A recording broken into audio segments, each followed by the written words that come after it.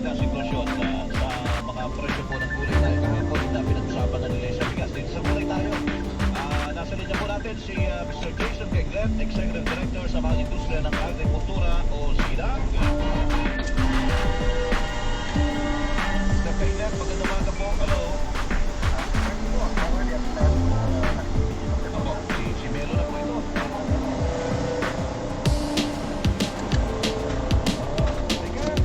Usapan natin itong mga gulay-gulay na ito. Ano ba talaga ang sitwasyon na sinasabi ng DA dahil ulan dahil sa mga bagyo? Ano ba talaga ang totoong dahilan sa inyong pananaw, Mr. KD? Daming ibon, oh. Ay, bilisan nyo. Madali ko yun. Ay, Diyos ko.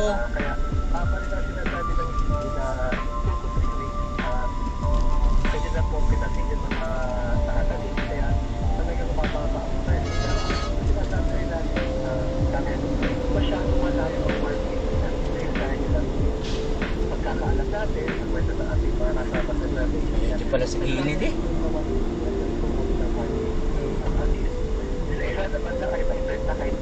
Eh, di pala rito. Bukas na, pero nilipat tayo.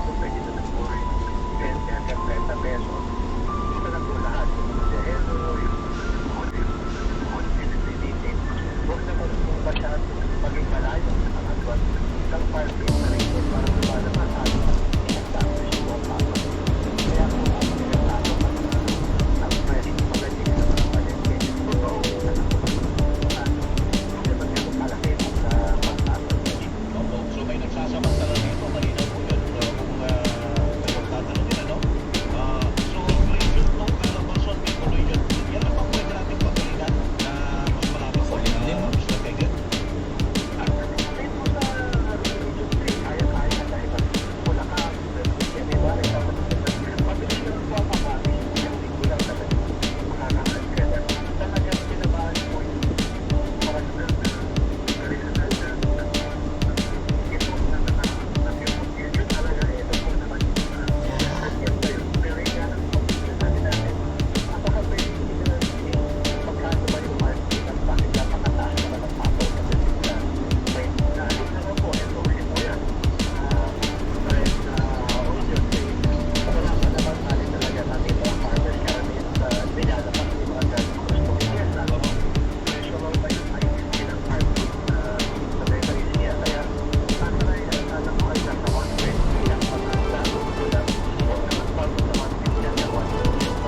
Bilis ko eh, oh.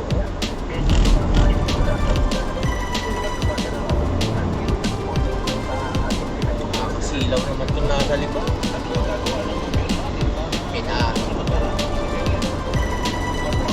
Mas mag-ilaw eh.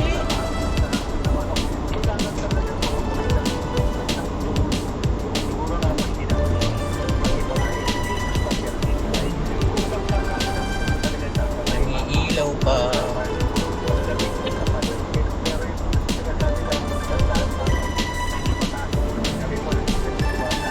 Galing, oh.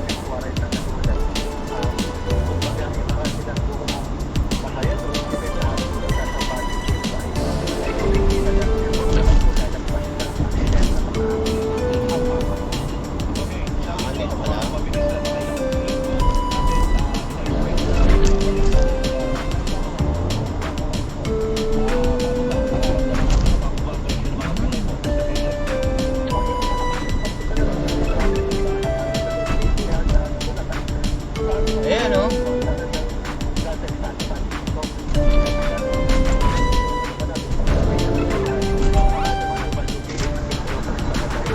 May ilang, oh. Yun, wala lang, oh.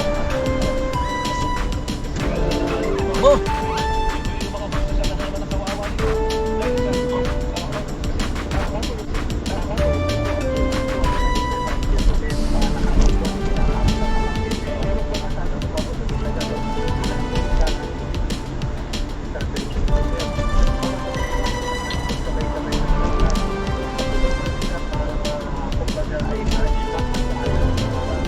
Ay,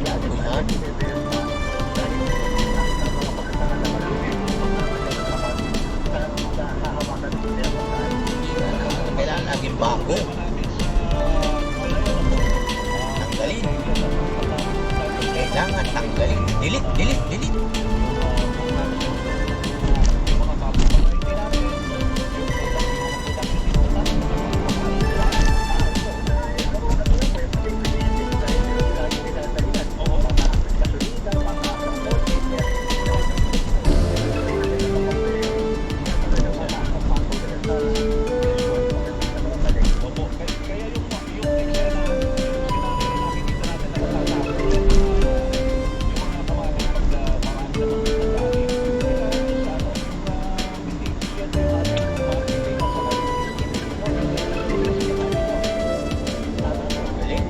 Kabuyaw!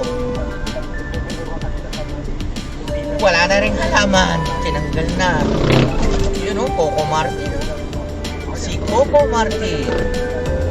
Tanggol. Cardo Galisa. Yan o. Ganda naman.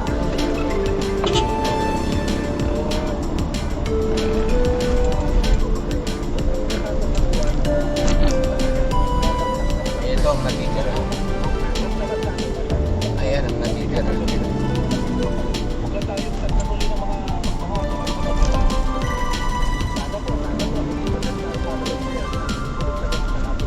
Ito na lang.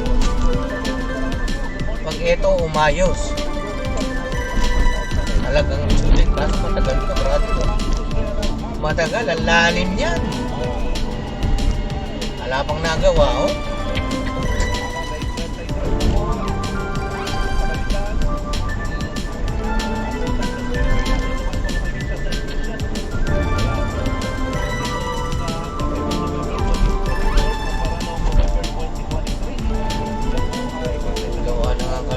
Pangit naman ang mga daan.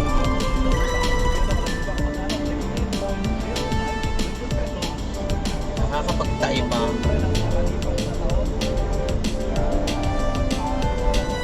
Silangan.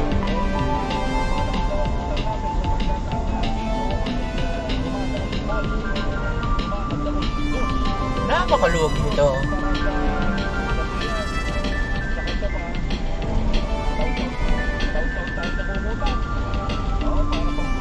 Parang makulimlim banda dulo.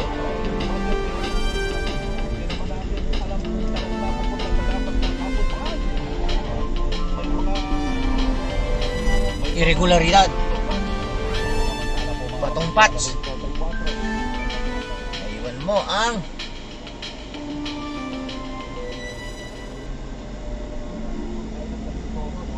salamin. Ngayon po naman ay sinisiyasat ng Kamara sa pagre-report ng ang umuni pagre-report ng dalawang Chinese officials ng National Grid Corporation o NGCP sa party ng China. Talagang initiktika na tayo. Iba-iba lang ang paraan. Sa pagdinig po ng House Committee on Ways and Means, sinabi ng ilang kongresista na may kinalaman ito sa pamamalakad ng NGCP na hindi raw dapat ginagawa o pinapayagan. Inirekomenda ng komite na ipatawag ng NGCP chairperson na isang Chinese National Grid Corporation of the Philippines.